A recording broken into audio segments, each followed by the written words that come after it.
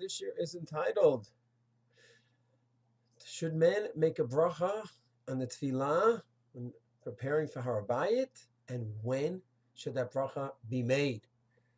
So it's a fantastic shaila which really hasn't been dealt with in the poskim for many, many centuries, because it just didn't happen. Baruch Hashem, in our generation, after 67, it's been happening again more and more. Baruch Hashem, it's progressing. And the shaila is, should a man go ahead, make a bracha, and when? So it comes out the following. Here's the following issue. If he already goes to the mikvah, every Friday he goes to the mikvah, Hasidim go every day, so, and then he's going specially for Har Habayit. So then it could be in such a case he doesn't really need the mikvah. He's going as a chomra. So in such a case, he does not make the bracha, because it's a suffix if he even needs a mikvah. He doesn't go to the mikvah every day, but he was with his wife a week ago. She's Balkari. And he went up to Har Habayit a week ago, and so therefore he went to the mikvah. And now he's going again to Har Habayit. So he wasn't with his wife in the last few days, so he might not be a Balkari, probably not. So technically he doesn't have to go to the mikvah. But he's Machmir, he likes to go, when he goes to Har Habayit, he likes to go to the mikvah anyway, just to be sure. He won't make a bracha in such a case. But what happens if he definitely is a Balkari, had relations in the last couple of nights, and now he's going to the mikvah, and he's going to matar himself for Har Habayit? He definitely needs a bracha. So he's going to say a bracha. But now the question is, fine, he's going to say a bracha. When does he say the bracha? So you'd say it's simple.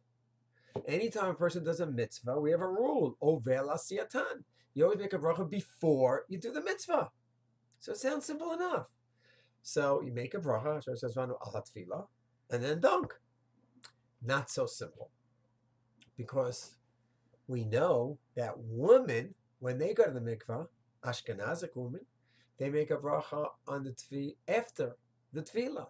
They make a bracha after the tefillah, not before. They don't do over l'siyatan based on the Tosfot in Psachim. Based on the Tosfot in Psachim. Where Tosfot says that you make a bracha on the tefillah after the tefillah. For various reasons. We're not going to discuss that right now.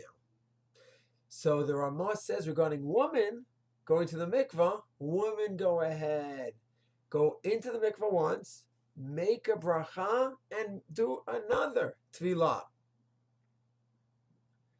So question is, what do we do?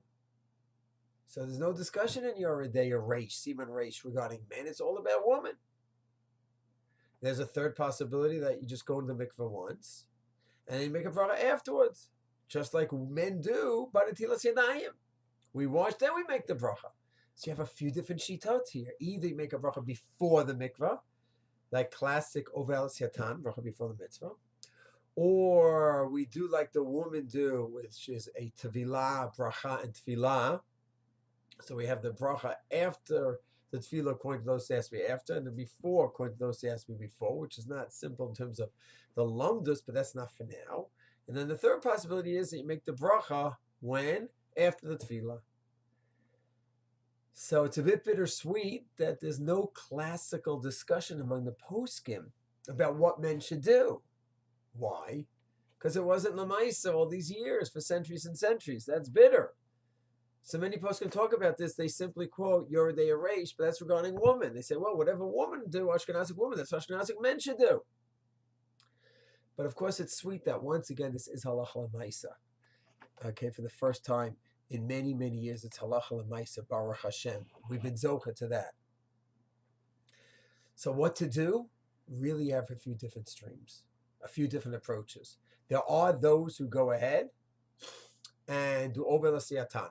They make a bracha first and then go to the mikvah, just like Sfardim. They say the minhag that women have by mikvah, that's the minhag by women to do that way. But we should go back to the simple halacha of making a bracha beforehand. So I heard the name of Nachum Rabinovich, that's what he says to do. Bracha, then tefillah. The others say that we go like Tosfos, we make a bracha after, which would be really the Ramaz Me'ikar Hadin. What he's saying is they make a bracha after the tefillah, not before. And then there are those that do that say that Ashkenazic men should follow what women do. And the Sefer El Har Hamor and Rimon from Gush both say to do that, to go to the mikvah, make a bracha, and then go to the mikvah again.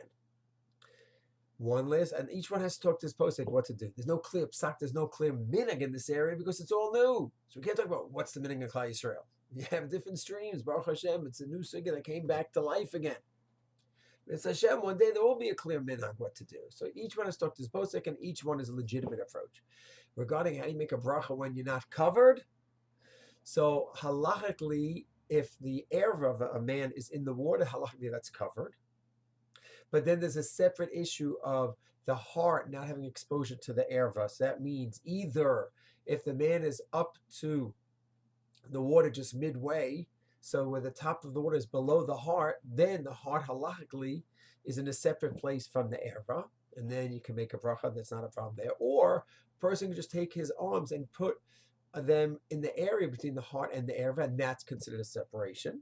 So therefore the erva halachically is covered. You have to make sure the heart and the erva there's a separation. Either the water could be a natural separation, or a person can put his arms, like women do in the mikvah, put his arms over between the heart and the erva. And then what about a kippah? So a person should have a kippah near the mikvah, and whenever the person makes the bracha, to put the kippah on, whether it's before, whether it's in the middle, whether it's afterwards, either way, person should make sure to take care of the technical halachot of having the head covered and dealing with the erva issue. And one last point, the person has to make sure that he is not facing any other men who are not dressed, because you can't make a bracha when facing someone's erva, so a person should face away to the wall and not facing any erva. And if the mikvah should be in a separate room, which usually it is, if it's together in the room with the showers where men are not dressed, that could be a problem as well. So then in that case, some would hold that you make the bracha, have a robe on, make a bracha in a separate room, and then quickly disrobe and then go to the mikvah. Any shilas, of course, a person could and should call his posek to discuss exactly what to do. Shalom.